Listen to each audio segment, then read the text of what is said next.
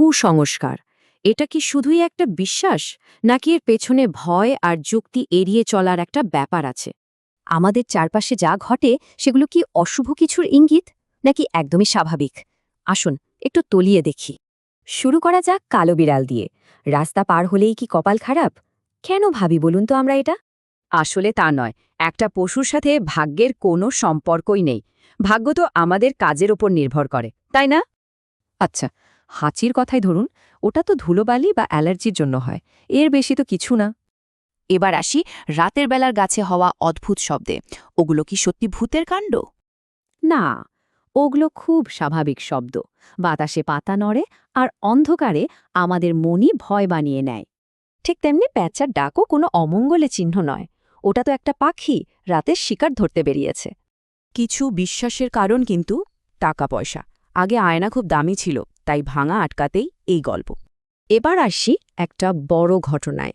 সূর্যগ্রহণ কি আসলেই পৃথিবীর জন্য কোনো অভিশাপ? একদমই না।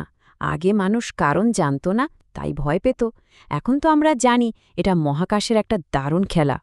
বজ্রপাতও কোনো দেবতার রাগ নয়, মেঘে মেঘে বিদ্যুতের ঝলকানি। কিন্তু না জানলে দোষ দেওয়াটা বেশ সহজ। কিন্তু এই দোষারোপটা যখন কোনো কাল্পনিক শক্তির বদলে মানুষের ওপর পড়ে, তখন সেটা খুব ভয়ঙ্কর হয়ে ওঠে। যেমন অসুস্থতার জন্য কাউকে ডাইনি বলে দেওয়া। এটা শুধু ভুল বিশ্বাস নয়, এটা একটা মারাত্মক অপরাধ।